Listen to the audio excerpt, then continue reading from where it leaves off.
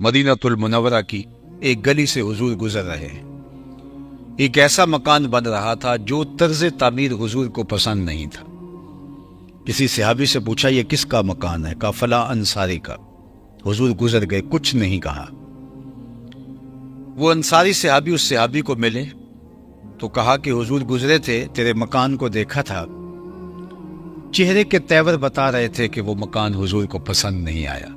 जुबान से तो कुछ नहीं कहा हुजूर ने, लेकिन हुजूर के चेहरे पे जो पसंदीदगी के आसार नमूदार होते हैं किसी को देख करके खुशी के, वो हुजूर के चेहरे पे नहीं थे। मुझे लगता है कि शायद हुजूर ने उस मकान को पसंद नहीं किया। उसने कहा अच्छा कहा, हाँ।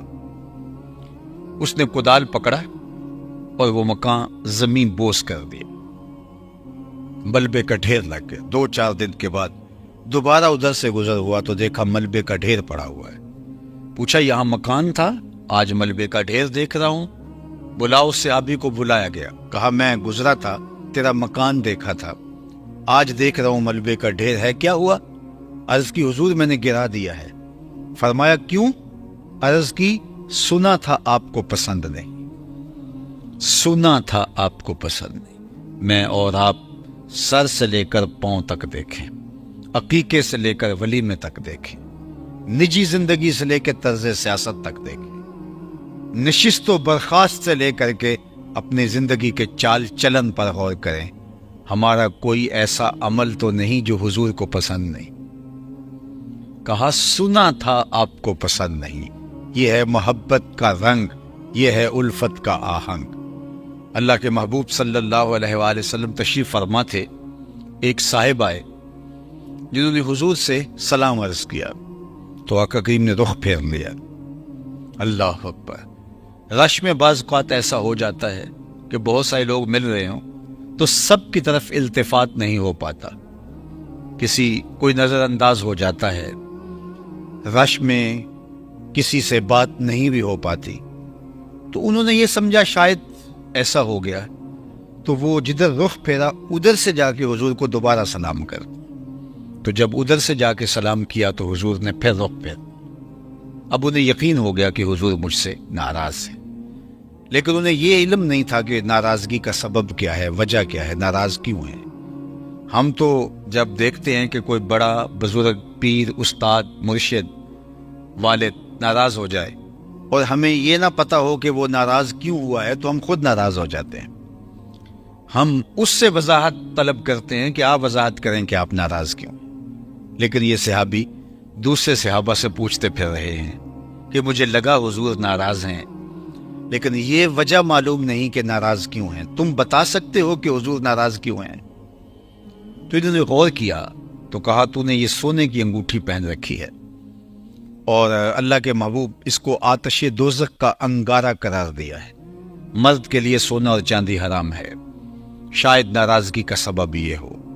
उसने कहा मैं सफ़र पे था और चूंकि जब ये हुर्मत आई है तो मैं यहाँ नहीं था, तो शायद यही वजह हो। आगे बढ़े, अंगूठी उतार के हुजूर की खिदमत में पेश करते हुए कहा हुजूर इस वजह से नाराज हैं, ये रही। तो आका करीम ने उसके हाथ से अंगूठी पकड़ी और यूं फेंक दी। नाराजगी का सबब यही था। नाराजगी खत्म हो गई। मजलिस लगी है, वो भी बैठ गए, बाकी भी बैठे। मजलिस के इख्तिताम को पहुंची, लोग पलट के जाने लगे तो ये सहाबी भी उठे और वापस जाने लगे। तो किसी ने कहा साहिब वो अंगूठी तो उठा लो, तुम तो नहीं पहन सकते, शरअन तुम्हारे लिए जायज नहीं है, लेकिन कीमती धात है, तुम्हारी बीवी तो पहन सकती है, तो इसको उठा लो। तो सहाबी ने जो जवाब दिया वो सुनिए। उसने कहा वल्लाहि ला आखुज़ुहु वक़द तरहहु रसूलुल्लाह सल्लल्लाहु अलैहि वसल्लम। उसने कहा अल्लाह की कसम मैं इसको कभी नहीं उठाऊंगा जिसको मेरे हुजूर ने फेंक दिया है। सोना है, चांदी है, हीरा है, लाल है, पकड़ा जाए पड़ा रहे, नहीं उठाऊंगा। वक़द तरहहु रसूलुल्लाह सल्लल्लाहु अलैहि वसल्लम, इसको मेरे हुजूर ने फेंक दिया है। मैं और आप अपनी जिंदगी पे गौर करें, कोई ऐसी चीज तो नहीं उठाए फिर रहे जिसको हुजूर ने फेंक दिया, कोई ऐसा रवैया तो नहीं उठाए फिर रहे जिसको हुजूर ने फेंक दिया, कोई ऐसी आदत तो नहीं उठाए फिर रहे, कोई ऐसा कारोबार तो नहीं उठाए फिर रहे, कोई ऐसी दोस्ती तो नहीं उठाए फिर रहे जिसको हुजूर ने फेंक, कोई ऐसा लहजा तो नहीं उठाए फिर रहे जिसको हुजूर ने फेंक दिया है। तो मुझे और आपको अपनी मोहब्बत का जायजा लेना होगा कि हमारी मोहब्बत کھڑی کہاں ہے؟ اور ہماری محبت صرف زبانوں پہ تھرکتے ہوئے نعروں تک ہی محدود تو نہیں ہے. ہماری محبت جو ہے وہ صرف جھنڈیوں اور چراغاں تک محدود تو نہیں ہے. میں جھنڈیوں اور چراغاں کا انکار نہیں کرتا، لیکن یہ ضرور کہتا ہوں کہ کہیں جھنڈیاں تمہارے گھروں کی دیواروں پہ ہی چپکی نہ رہ جائیں. کوئی آگے بڑھیں اور دل کے ایک ایک پرت پہ نام محمد کی جھنڈی لگانا نہ بھولیں. صرف چراغاں بنیروں پہ ہی نہ ہو، دل کی اندھیر گلیوں میں بھی آئیں اور یہاں بھی کوئی دیا روشن کریں. یہاں بھی بہت اندھیرے ہیں. صرف گلیاں ہی صاف نہ کرتے رہ جائیں کہ یہاں میلاد کا جلوس گزرنا ہے اور ان کو صاف ہونا چاہیے. کوئی جھاڑو لے کے دل کی گلیوں میں بھی آئیں. حسد کے، حقد کے، بغض کے، کینے کے، نفرتوں کے بہت سارے ڈھیر دل کی گلیوں میں بھی پڑے ہیں. تمہارا ظاہر بھی صاف ہونا چاہیے، تمہارا باطن بھی صاف ہونا چاہیے. کیونکہ عمومی طور پہ آج کی تاریخ میں ہمارے رویے یہ ہیں کہ ہم ظاہر کی صفائی پہ زور دیتے ہیں اور ہمارا باطن گدلا اور میلا رہتا ہے. سارا زور پیکنگ پہ ہے، جو اندر ہے اس کی طرف ہماری توجہ نہیں ہے. میاں صاحب نے کہا تھا، شیشے اتے کٹا جمیا کنداں چاڑی جاندے. شیشے اتے کٹا جمیا کنداں چاڑی جاندے، جلداں نوئے سانپ کے رکھ دے ورکے پھاڑی جاندے. سارا زور جلدوں پہ نہیں بلکہ اس کے اوراق پہ بھی ہونا چاہیے. اپنے اندر اتر کے دیکھیں ہم کھڑے کہاں ہیں. اللہ کے محبوب تشریف فرما تھے اور حضور نے وضو فرمایا. صحابہ وضو کے پانی کو زمین پر نہیں گرنے دے رہے، وہ پانی کسی کے ہاتھوں پہ آتا ہے. آپ نے محبت کی لوک داستانیں پڑھی ہوں گی، لیکن یہ کہانی آپ نے کسی لوک داستان میں نہیں دیکھی ہوگی کہ محبوب لعاب پھینکے اور وہ محب کے ہاتھوں پہ ہو. یہ آپ کو یہی نظر آئے گا. اللہ اکبر. بلکہ ایک دن حضور نے پچھنے لگوائے اور ایک لگن میں خون جمع ہو گیا. ایک صحابی سے کہا، اس کو ایسی جگہ ٹھکانے لگاؤ جہاں کسی کے قدم نہ پہنچے. وہ گئے اور ایک پتھر کی اوٹ میں بیٹھ کے نوش جاں کر لیا. واپس پلٹے تو حضور نے فرمایا، ٹھکانے لگائے؟ جی جی حضور، ایسی جگہ پہ جہاں کسی کے قدم نہیں جا سکتے. حضور مسکرائے اور فرمایا، لعلک شربت، شاید تم نے پی لیا ہے. قال نعم، جی حضور، میں نے سوچا ایسا مشروب کہاں ملے گا. میرے خون میں آپ کا خون شامل ہو جائے تو اور سعادت کیا چاہیے. حضور ناراض نہیں ہوئے کہ تم نے خون کیوں پیا، بلکہ فرمایا، یا غلام قد حررت نفسک من النار، اے بیٹے تو نے اپنے آپ کو آتش دوزخ سے بچا لیا ہے. تو حضور کے لعاب کو زمین پہ نہیں گرنے دیتے، حضور کے خون کو زمین پہ نہیں گرنے دیتے. حضور وضو کرتے ہیں تو وہ اترن حضور کے وضو کا غسالہ نور، حضور کے وضو کا بچا ہوا پانی جو اعضاء سے چھو کر نیچے گرتا ہے، وہ اپنے ہاتھوں پہ لیتے ہیں اور پھر اپنے چہروں پہ مل لیتے ہیں. اور جسے وہ پانی میسر نہیں آتا، وہ کسی صحابی کے گیلے ہاتھوں سے ہاتھ رگڑ کے اپنے چہرے پہ مل لیتے. جنہ اکھیاں دل بر ڈٹھا او اکھیاں ہی تک لیاں، تو ملیوں تا ساجن ملیا ہن آساں ہی لگ رہیاں. تو وہ اس گیلے ہاتھوں سے ہاتھ رگڑ کے اپنے چہروں پہ مل لیتے ہیں. محبت کا یہ منظر نامہ جب حضور نے دیکھا تو فرمایا، ما یحملکم علی ھذا، صحابہ تمہیں اس بات پر کس نے ابھارا کہ تم میرے وضو کے پانی کو زمین پر نہیں گرنے دیتے. اور یہ پہلی بار نہیں ہوا، صلح حدیبیہ کے موقع پر بھی ہوا جب عروہ نے اعتراض کیا تھا اور اس کا جواب سیدنا صدیق اکبر نے دیا. اس کے علاوہ بھی مختلف مواقع پہ ہوا. آج یہ منظر ہے کہ حضور وضو کرتے ہیں، صحابہ وضو کا پانی زمین پہ نہیں گرنے دیتے. تو آقا کریم نے ان سے مخاطب ہو کے فرمایا، ما یحملکم علی ھذا، تمہیں اس بات پر کس نے ابھارا کہ تم میرے وضو کے پانی کو زمین پر نہیں جانے دے رہے. تو نے کہا، حب اللہ و رسولہ، اللہ اور اس کے رسول کی محبت نے. انہوں نے جو کیفیت قلب تھی وہ بیان کی. اب سنیے حضور نے کیا کہا. عالی مرتبت سامعین، جب انہوں نے عرض کیا کہ اللہ اس کے رسول کی محبت کی وجہ سے ہم اس پانی کو زمین پہ نہیں گرنے دیتے، تو اللہ کے محبوب نے ارشاد فرمایا، جو یہ چاہے کہ اللہ اس کے رسول سے محبت کرے اور اللہ اس کا رسول اس سے بھی محبت کرے، تو اس کو 3 کام کرنے چاہیے. یعنی تمہارا یہ عمل کہ تم میرے وضو کے پانی کو زمین پر نہیں گرنے دیتے، یہ عمل تمہیں مبارک ہو، اس کی حضور نے نفی نہیں کی. اور اگر درست نہ ہوتا تو نبی کے اوپر لازم تھا کہ اس کی نفی کرتا. ایسے کئی مواقع ہیں جب سورج کو گرہن لگ گئی حضور کے بیٹے حضرت ابراہیم کے وصال پر، تو صحابہ نے یہ بات کہی کہ حضور کے بیٹے کے وصال پر سورج نے بھی سوگ منایا ہے۔ تو آقا کریم نے بلال حبشی سے کہا ممبر بچھاؤ اور لوگوں کو بلاؤ۔ ممبر لگ گیا، لوگ آ گئے تو حضور خطبہ دیا، اللہ کی حمد بیان کر کے کہا لوگوں سن لو، ان الشمس والقمر آیتان من آیات الرحمن لا یخسفان بموت احد منکم۔ اچھی طرح سن لو، سورج اور چاند اللہ کی نشانیوں میں سے دو نشانیاں ہیں، کسی کے مرنے جینے سے ان کو گرہن نہیں لگا کر۔ ایک ایسی بات لوگوں کے اندر عقیدہ بننے لگی تھی جو نفس الامر میں ایسا نہیں تھا، تو حضور کے ذمے تھا کہ حضور اس کی نفی کر دیں۔ یہاں حضور نے نفی نہیں کی کہ تم میرے وضو کے پانی کو زمین پر کیوں گرنے دے رہے ہو اور کیوں نہیں گرنے دے رہے، بلکہ اللہ کے محبوب نے کہیں ایسا نہ ہو کہ محبت کا یہ مظہر آنے والوں کو عمل سے کہیں دور نہ کر دے اور وہ صرف اسی کے لیے اسی کو سب کچھ سمجھ بیٹھے اور باقی پوری شریعت کہیں نظر انداز نہ ہو جائے، تو حضور نے اس کی نفی کیے بغیر فرمایا جو یہ چاہے کہ اللہ اس کے رسول سے محبت کرے اور اللہ اس کا رسول اس سے محبت کرے، اس کو 3 کام کرنے چاہیے۔ یعنی تمہارا یہ کام بھی درست، لیکن 3 کام اس کو کرنے چاہیے اس مقصد کے لیے کہ اللہ اس کے رسول کی محبت نصیب ہو۔ فرمایا سب سے پہلے جب بھی بولے سچ بولے۔ یعنی تمہاری محبت کے پرکھنے کا، تمہاری محبت کے امتحان کا، تمہاری محبت کی علامت کا، تمہاری محبت کی پہچان کا ذریعہ یہ ہے کہ اگر تم مجھ سے محبت کرتے ہو تو پھر تمہیں سچ بولنا ہوگا۔ اللہ اکبر، جب بھی بولے سچ بولے، چونکہ مومن مسلم وہ جھوٹ نہیں بولا کرتا۔ اللہ اکبر۔ پوچھا گیا کہ مومن بزدل ہو سکتا ہے؟ فرمایا نہیں، بہادر ہوتا ہے، لیکن ہو سکتا ہے کبھی بزدلی کر بھی جائے، بشری تو ہے۔ پھر حضور سے پوچھا گیا مومن بخیل ہو سکتا ہے؟ کہا نہیں، سخی ہوتا ہے، لیکن ہو سکتا ہے کبھی بخل بھی کر جائے، بشری تو ہے۔ تیسرا سوال ہوا مومن جھوٹا ہو سکتا ہے؟ فرمایا جھوٹا نہیں ہو سکتا، یہ طے ہے کہ مومن اور جھوٹا یہ نہیں ہو سکتا۔ اور ہم کہیں کہ جھوٹ کے بغیر کاروبار ہی نہیں بکتا چلتا، تاجر کہے سودا ہی نہیں بکتا، میں کہتا ہوں یہ جاپان والے کیسے بیچ لیتے ہیں؟ پوری دنیا پر ان کی بات کا اعتبار ہے، وہ تو جھوٹ انہوں نے سنا بھی نہیں کبھی، وہ جھوٹ کا سوچ بھی نہیں سکتے، تو ان کا سودا کیسے بکتا ہے؟ اور ہم کیسے جھوٹ بول سکتے ہیں؟ ہمارے آقا و مولا کو تو کافر بھی صادق اور امین کہتے تھے، تو کیسے ہم جھوٹ بول سکتے ہیں؟ لیکن آج ہم جھوٹ کو فن بنا لیں اور کہیں کہ ہم عاشق ہوتے ہیں، تو اس ایسے عشق کو نہیں مانا گیا، ایسے عشق کو تسلیم نہیں کیا گیا۔ فرمایا جو چاہے اللہ اس کے رسول سے محبت کرے اور اللہ اس کا رسول اس سے محبت کرے، سب سے پہلی بات کیا ہے؟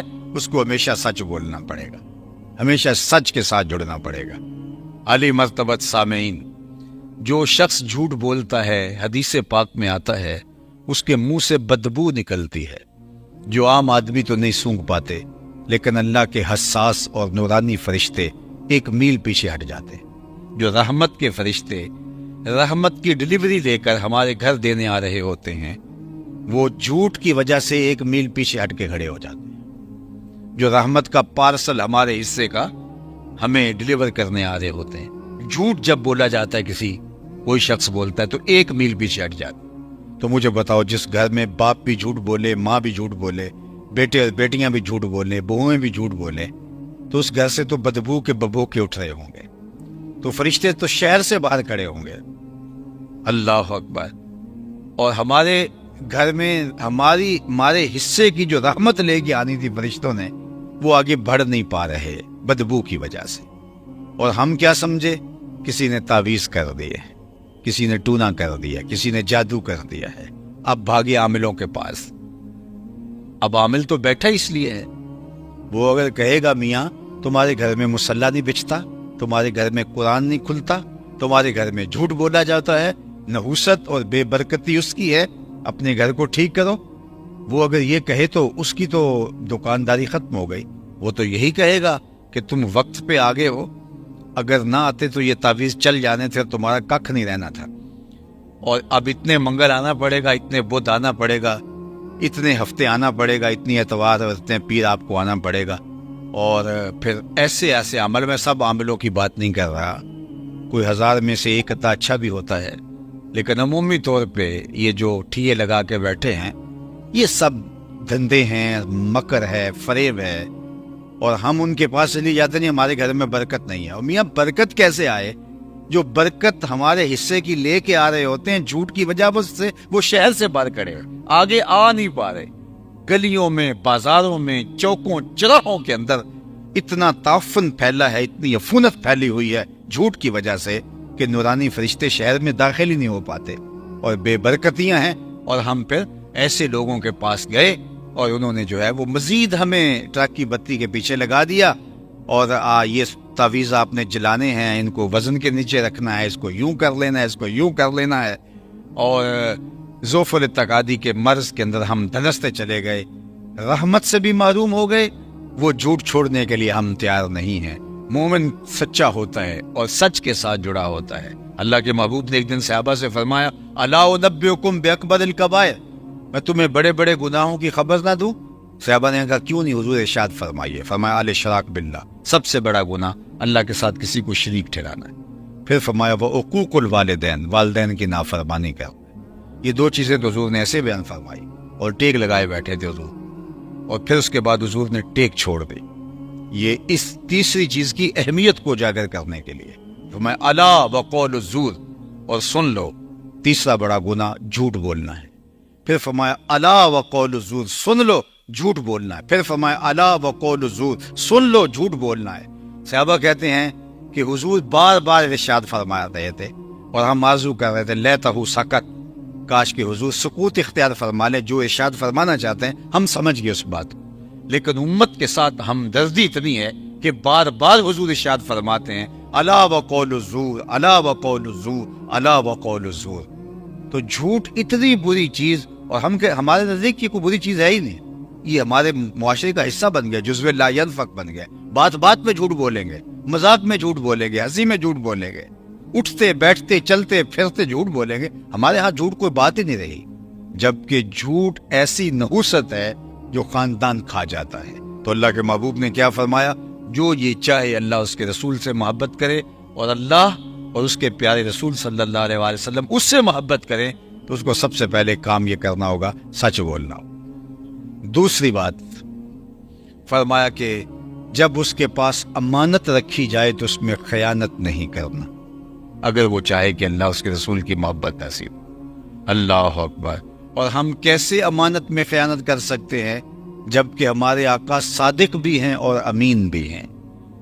حضور کے گھر کا گھیراؤ کیا ہوا ہے اور حضور کو شہید کرنے کے در پہ ہیں کفار مکہ، اور آقا کریم حضرت علی المرتضیٰ رضی اللہ تعالیٰ عنہ کو اپنے بستر پہ لٹا رہے ہیں کہ علی تم یہاں لیٹ جاؤ، صبح اٹھنا اور ان کی امانتیں واپس دے کے تم بھی مدینے چلے آنا. جو جان کے دشمن ہیں ان کی امانتوں کا اتنا خیال ہے. اگر کسی نے امانت کی ادائیگی کا حسن سیکھنا ہو تو وہ آمنہ کے لال سے سیکھے. اور تیسری بات اللہ کے محبوب نے فرمایا کہ جو تمہاری ہمسائیگی میں آ بسے تو اس کا حق مجاورت ادا کرے، اگر تم چاہو کہ اللہ اس کے رسول کی محبت نصیب ہو. اللہ جو تمہارے ہمسائے میں آ بسے. فرمایا کہ ہمسائے کے بارے میں اس قدر تاکیدات کی گئی ہیں کہ مجھے لگا کہ جس طرح ہمسایہ وراثت میں حقدار ٹھہرا دیا جائے گا اور قیامت کے دن سب سے پہلی شکایت جو اللہ کے حضور پیش کرے گا وہ ہمسایہ ہوگا.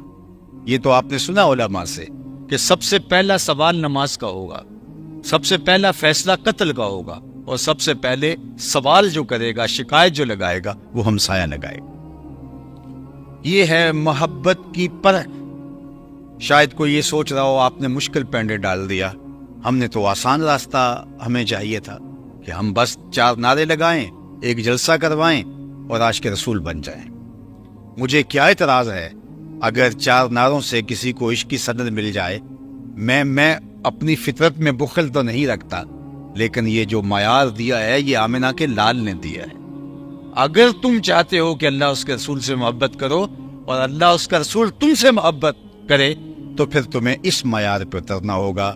جب بھی بولو گے سچ بولو گے، جب بھی تمہارے پاس امانت رکھی جائے گی اس میں خیانت نہیں کرو گے، اور جب تمہاری ہمسائیگی میں کوئی آ بسے تو پھر ہمسائیگی کا، مجاورت کا تم حق ادا کر.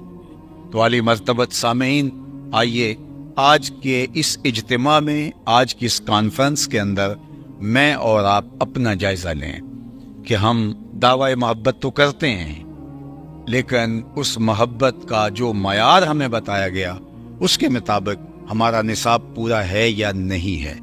اگر نہیں ہے تو ہمیں اس نصاب کو پورا کرنے کی کوشش کرنی چاہیے، اس لیے کہ محبت کے بغیر تو زندگی ہی نہیں ہے۔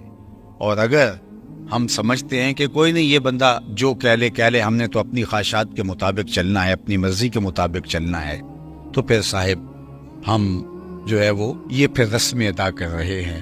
اللہ مجھے بھی توفیق دے اور آپ کو بھی توفیق دے کہ ہم اپنی محبت کو اس معیار کی مطابقت کے اندر دیکھیں اور لائیں، اور پھر وہ محبت اگر اس معیار کی مطابقت میں آ جاتی ہے تو پھر اس کے بارے میں اقبال نے کہا تھا کہ محمد سے وفا تو نے تو ہم تیرے ہیں، یہ جہاں چیز ہے کیا لوح و قلم تیرے ہیں۔ یعنی حضور سے اگر وفا کا رشتہ مستحکم کر لیتے ہو تو پھر قلم بھی تمہارے ہاتھ میں رکھ دیں گے، کتاب بھی تمہیں دے دیں گے، تختی بھی تمہیں دے دیں گے، جو لکھنا ہوا خود ہی لکھ لینا۔ تمہاری تقدیر کے فیصلے واشنگٹن میں نہیں ہوں گے، بلکہ خدا بندے سے خود پوچھے گا بتا تیری رضا کیا ہے۔ لیکن اس کی شرط لگائی کہ حضور سے وفا کا رشتہ، وہ محبت جو مطلوب ہے شریعت کا مطلوب، جو مقصود ہے شریعت کا مقصود، اس مقصود محبت کے دائرے میں جب آ جاتے ہیں تو میرے رب کا وعدہ ہے اور اللہ کے وعدے سچے ہیں، وَأَنْتُمُ الْأَعْلَوْنَ إِن كُنتُم مُؤْمِنِينَ، تم مومن بن کے دکھاؤ، عزتوں کا تاج تمہارے ہی سر پہ رکھوں گا۔ یہ کافر لگتے کیا ہیں؟ لیکن تم معیار پہ تو پورا اترو، تم معیار پہ پورا اترنا ہی نہیں چاہتے، اور تم چاہتے ہو کہ ہمیں انعام مل جائے، تو یہ اللہ کا ضابطہ نہیں ہے، یہ اللہ کا قانون نہیں ہے۔ وہ پیر صاحب کے پاس ایک مرید صاحب آتے ہیں کہ جناب دعا کرو کہ میں بورڈ میں پہلی پوزیشن لے جاؤں۔ انہوں نے کہا ماشاءاللہ بیٹا آپ کے نمبر اچھے آ جائیں گے، تو بتائیے پیپر آپ کے اچھے ہوئے تھے؟ تو اس نے کہا پیپر تو میں نے دیے ہوئے نہیں۔ تو کہا کہ تم مجھے احمق سمجھتے ہو یا خود احمق ہو؟ مجھے بتاؤ کہ تم نے پیپر دیے ہی نہیں اور مجھے کہہ رہے ہو کہ بورڈ میں پہلی پوزیشن آ جائے، یہ کیسے ممکن ہو سکتا ہے؟ تو جس نے کوئی محنت ہی نہیں کی، جس نے کوئی اپنے آپ کو آگے لے جانے کے لیے کوئی ورک ہی نہیں کیا، ہوم ورک ہی نہیں کیا، جس نے محنت ہی نہیں کی، شریعت نے جو نصاب ایک مومن کا دیا ہے اس نصاب کو اس نے کبھی پڑھا ہی نہیں ہے، عملاً اس کا کبھی اپنے آپ کو جو ہے وہ اہل ہی نہیں بنایا، اور وہ کہتا ہے اللہ ہم دنیا کے اوپر پیچھے کیوں رہ گئے ہیں؟ تو میاں تم کیوں آگے ہو گئے؟ تنے مردہ سے بیزار ہے حق، خدائے زندہ زندوں کا خدا ہے۔ وہ کافر بھی محنت کرے گا تو وہ اجر پائے گا، یہ اللہ کا ضابطہ ہے۔ یہ الگ بات ہے کافر کا صلہ صرف دنیا پہ آخرت میں نہیں ہے، لیکن یہ نہیں ہوگا کہ محنت کافر کرے اور اجر مومن پا جائے، ایسا نہیں ہوگا۔ جو من جہدہ وجدہ، جو محنت کرے گا نتیجہ اسی کے ہاتھ میں آئے گا۔ جب اقبال نے وہ شکوے کی زبان کھولی نا کہ کافر کو دیے حور و قصور تو مومن کے لیے فقط وعدہ حور، تو جواب میں پھر جواب شکوہ آتا ہے کہ تم میں کوئی حوروں کا چاہنے والا ہی نہیں، جلوائے طور تو موجود ہے کوئی موسیٰ ہی، تمہارے اندر وہ سچی طلب ہی نہیں ہے، تم اپنے آپ کو اس کی اہلیت کا ثابت ہی نہیں کیا کہ ہم اس کے اہل ہیں، تو پھر تم دعوی، تم نے تو داخلہ تک نہیں بھیجا ہے، تم نے تو رات جگہ نہیں کاٹے، تم نے تو محنت نہیں کی، تم تو کمرہ امتحان میں بیٹھنے سے بھی قاصر ہو اور کہتے ہو کہ بورڈ میں پوزیشن ہماری ہو، ایسا تو کبھی نہیں ہوتا۔ اقبال نے جب شکوے کی زبان کھولی تو آپ جانتے لہجہ تلق ہو گیا تھا اور فتویٰ بھی متوجہ ہو گیا۔ صفائے دہر سے باطل کو مٹایا ہم نے، نو انسان کو غلامی سے چھڑایا ہم نے، تیرے کعبے کو جبینوں سے بسایا ہم نے، تیرے قرآن کو سینوں سے لگایا ہم نے، پھر بھی ہم سے گلہ ہے کہ وفادار نہیں، ہم وفادار نہیں تو بھی تو دلدار نہیں۔ سخت لہجہ ہو گیا، لیکن ذرا اب اس کا جواب سنیے، لفظ وہی ہے، صرف صیغہ بدلتا ہے۔ اب آواز ادھر سے آ رہی ہے، صفائے دہر سے باطل کو مٹایا کس نے، نو انسان کو غلامی سے چھڑایا کس نے، میرے کعبے کو جبینوں سے بسایا کس نے، میرے قرآن کو سینوں سے لگایا کس نے، تھے تو آبا وہ تمہارے ہی مگر تم کیا ہو، ہاتھ پہ ہاتھ درے منتظر فردا ہو، ہر کوئی مستے مئے ذوق تن آسانی ہے، تم مسلمان ہو یہ انداز مسلمانی ہے، حیدری فقر ہے نئے دولت عثمانی ہے، تم کو اسلاف سے کیا نسبت روحانی ہے، وہ معزز تھے زمانے میں مسلمان ہو کر تم خار ہوئے تارک قرآن ہو۔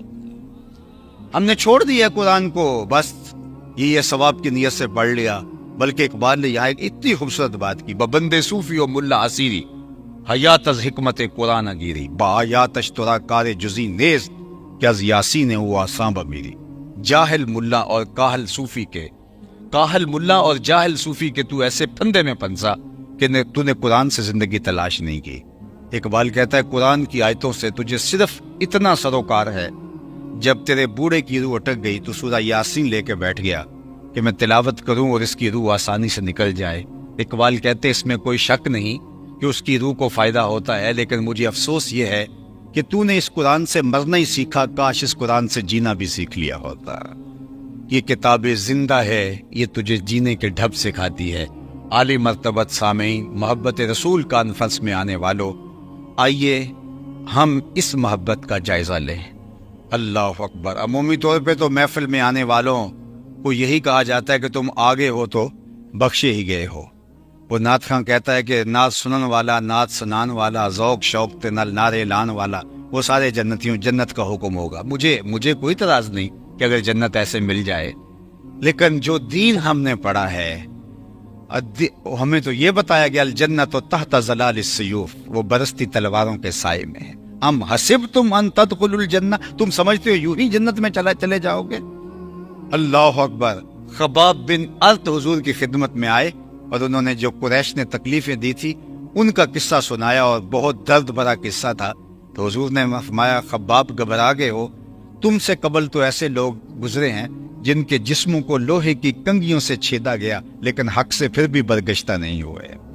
اور ہمارے لیے تو سحری کا اٹھنا، فجر کا اٹھنا بھی محال ہے، اور ہم سمجھتے ہیں کہ شاید جنت ہمارا ہی مقصوم ہے، اللہ ہمارے گناہوں کو معاف کرے اور ہمیں جنت میں اعلیٰ مقام دے۔ لیکن جو ضابطہ دیا گیا، جو منشور دیا گیا، جو جنت کا راستہ دیا گیا، جو نصاب دیا گیا، اس نصاب کے مطابق ہم نے اپنی زندگی کو ڈھالنا ہے، اور انشاءاللہ اگر ہم اس کے مطابق اپنی زندگی کو ڈھال لیتے ہیں تو یہ امت ہی غالب رہے گی، ورنہ جو مرضی کرتے رہیں یہ خالی نعروں سے غلبہ نہیں ہوگا۔